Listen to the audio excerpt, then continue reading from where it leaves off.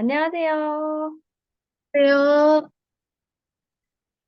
이제 오늘 날씨 보니까 바람도 좀 적게 불고 완전히 음, 봄 날씨더라고요.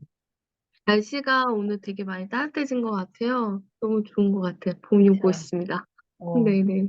햇살도 좋고 막 SNS에는 개나리니 뭐니 꽃 소식들이 날라오고 네, 저 오늘 매화나무 멋진 매화나무 보내주신 지인분도 음, 계시고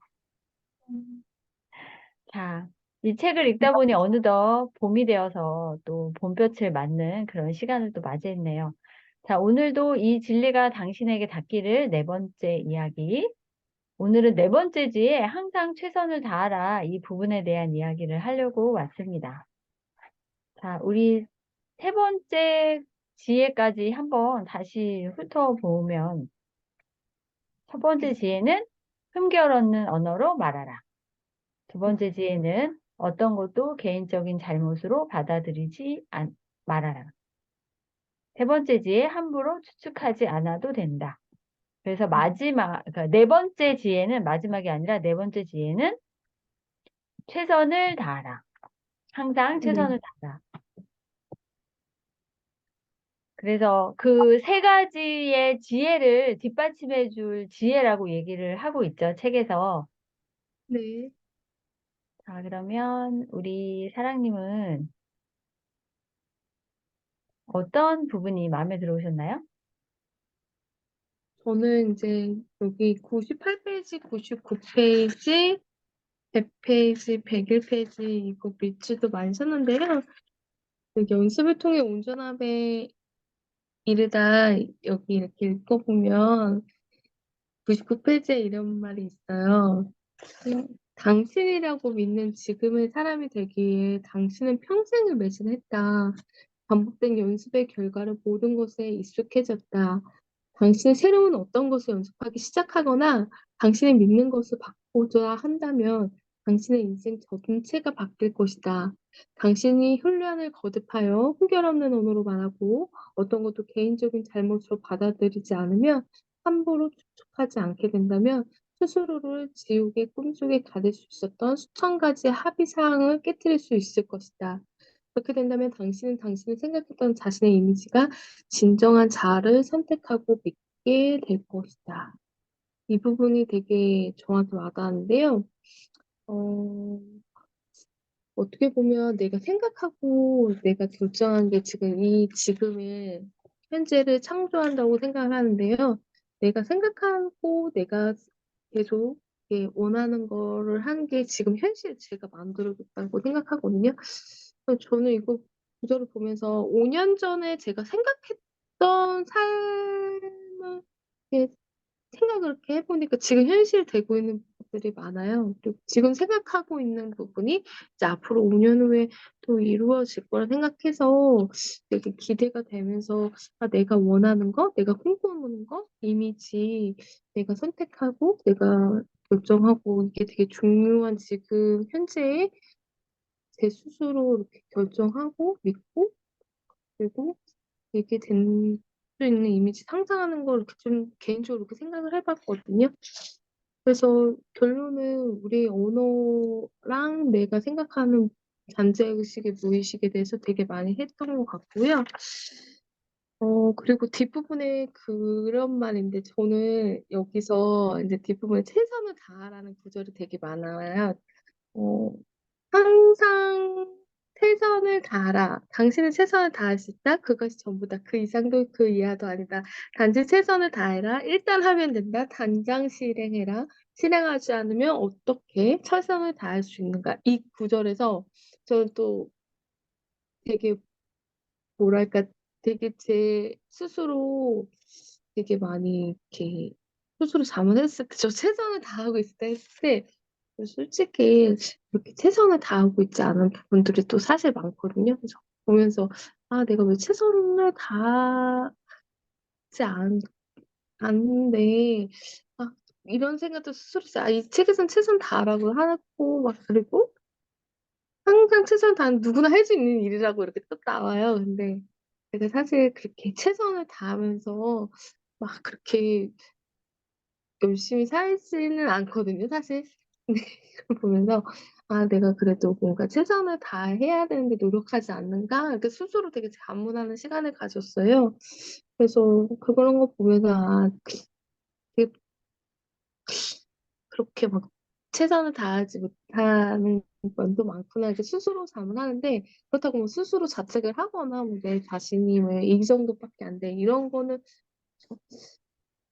들기도 하지만 그렇게 심하게 자책은 하지 않았거든요. 그래서 그 부분에 대해서 되게 좀 고민을 많이 했어요.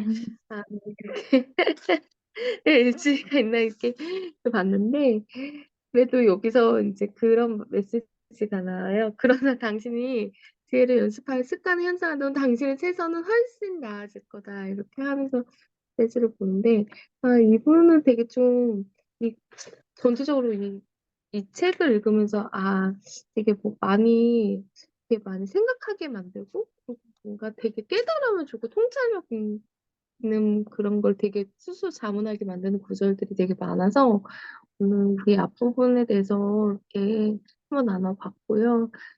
아, 네, 그렇습니다. 그래서 내가 원하는 거 이렇게 꿈을 꾸지만 정말 노력하고 있고 최선을 다하고 있는가 스스로 되게 많이 생각을 해봤고 어, 결론은 그런 것 같아요. 내가 정말 원하고 내가 선택하고 하는 게 결국에 있어서 내가 원하는 자아의 방향으로 흘러가고 있는 게 맞는 삶이고 내가 선택할 수 있고 그러기 위해서 내 언어로 정확하게 말하고 거기서 내 스스로 삶을 창조해 가는 삶을 살아야겠구나라는 생각을 되게 많이 했습니다.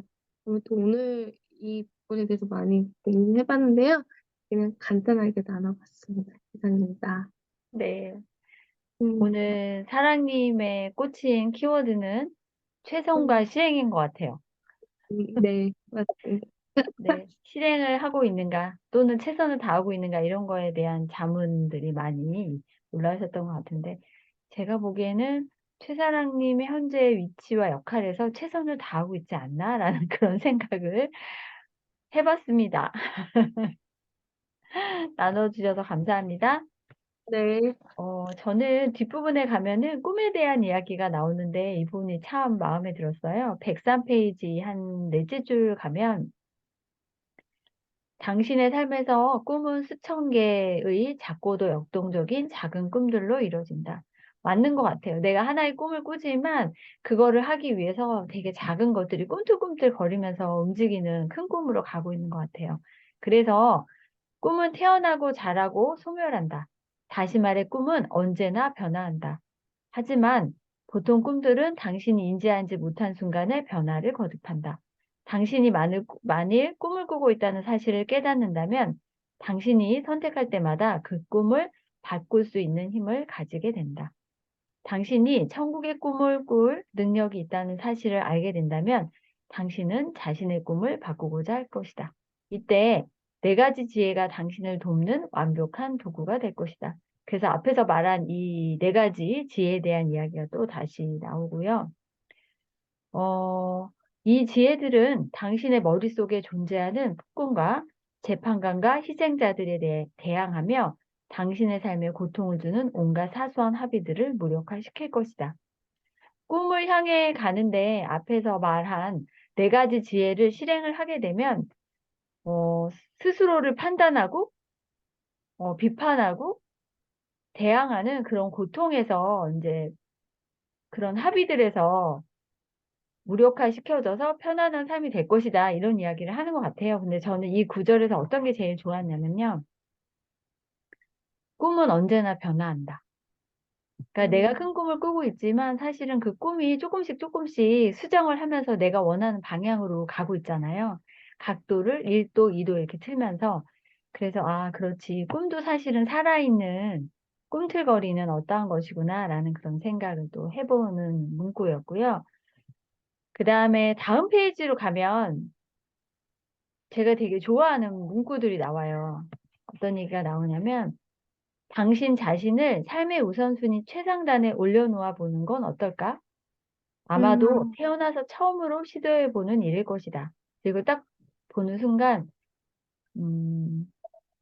어떠한 물건을 사거나 음식을 사거나 그럴 때도 사실은 제가 이거 괜찮아 하고 호기심에 또는 궁금증에 달려가지만 내가 원하는 거라고 생각해서 가지만 결국에는 가족들이 원하는 걸 제가 짚고 있더라고요. 그래서 이걸 보는 순간, 아, 최상단에 한번 나는 나름대로 그렇다고 생각하고 있는데 아니었구나라는 그런 걸 지점지점에서 느끼거든요. 그래서 이걸 하기 위해서는 제일 먼저 스스로를 사랑하는 법을 처음부터 배워야 한다고 얘기를 해요. 조건 없이 자기를 받아들이고 실제 하는 당신 자신에게 무조건적인 사랑을 실천해야 된다라고 얘기를 합니다. 그리고 자신의 진정한 자아를 점점 더 사랑하는 연습을 해야 된다. 스스로를 무조건적으로 사랑할 때만이 당신은 당신의 삶을 통제하려는 외부 포식자의 손쉬운 먹잇감 신세를 벗어나게 된다. 당신은 더 이상 다른 누군가를 위해 자신을 희생하지 않게 된다. 자신을 사랑하는 일도 연습을 통해 능통해질 수 있다. 그래서 마지막에 이 사랑하는 일도 연습을 하면 능통해질 수 있다라는 이 말에 또 안심이 되면서 세상이 좀 그렇잖아요. 나를 최우선순위에 놓고 나를 사랑하는 거를 제일 먼저 한다면 어떠한 사람들은 이기적인 사람이라고 개인주의적인 사람이라고 막 얘기를 할 거예요. 근데 사실은 내가 내 안에서 사랑이 넘쳐나고 그 부분을 남한테 나눠줄 때 진정한 사랑이라는 생각이 들거든요. 나는 외롭고 춥고 마음에 사랑도 없는데 누군가한테 사랑을 주려고 나선다면 한편의 위선이지 않을까? 그러니까 즉, 어, 존재 코칭이라고 그 부분 그 강의하시면서 권영애 소장님이 하신 말씀 중에 존재 일치에 대한 삶을 살으라는 얘기를 하세요. 음, 마음속엔 사랑이 없는데 사랑을 주고자 노력을 한다면 결국에는 어떤 부분에 있어서는 불일치되는 부분이 있어서 사랑이 넘치고 차고 나야 죽어도 나에 대한 사랑이 남는데 없는 사랑을 나눠주면 나중에 고갈이 돼서 번아웃이 되기도 하고 힘들어지는 상황이 되지 않을까라는 그런 생각을 해봤어요. 그래서 결국에는 나를 사랑한다는 거는 나를 사랑함으로써 타인도 사랑하고 다른 사람들을 사랑할 수 있는 그런 큰 힘이 된다라는 그런 생각도 해봤습니다. 그래서 네 번째 지혜, 항상 최선을 다하라. 그래서 최선이란 단어가 우리한테는 어떤 의미일까, 또는 나한테는 어떤 의미일까, 이런 걸 좀 생각을 해봤는데요. 각자 자기 나름대로의 최선의 기준이 있을 거예요. 근데 이것도 사실은 여기 작가가 말하는 하나의 신념, 내가 만들어 놓은 기호체계, 이런 거라고 얘기할 수도 있는데, 내가 생각하는 최선이 무엇인가를 좀 생각해 보신다면, 사실은 내가 지금 있는 대로 완전하고 온전하다라는 거를 좀 더 쉽게 받아들이시지 않을까. 그런 생각을 좀 해봤습니다. 그래서 저는 요즘 그런 걸 많이 해요. 기존의 단어 사전을 찾아보면 나오는 뜻이 있지만, 그거는 그거의 뜻이고, 내가 생각하는 최선, 내가 생각하는 행복, 그런 건 무엇일까라는 거에 대한 질문들을 많이 하고, 속으로 대답도 많이 하거든요. 그래서 오늘 이 시간을 빌어서 우리 그 구독자님이 지금 현재 이 멘트를 들으신다면, 아, 내가 생각하는 최선은 무엇인가? 나 나름대로의 정의를 해보시면 나에 대해서 좀 더 자세히 알게 되고 나를 최상위에 둘 수 있고 나를 진정으로 사랑하는 그런 삶으로 갈 수 있는 1도의 방향 전환이 되지 않을까라는 생각을 해봅니다. 자, 오늘은 여기까지 이야기를 나눌 거고요. 저희가 나눠드린 이야기가 도움이 되셨다면 좋아요, 구독, 알림 설정 꼭 부탁드립니다.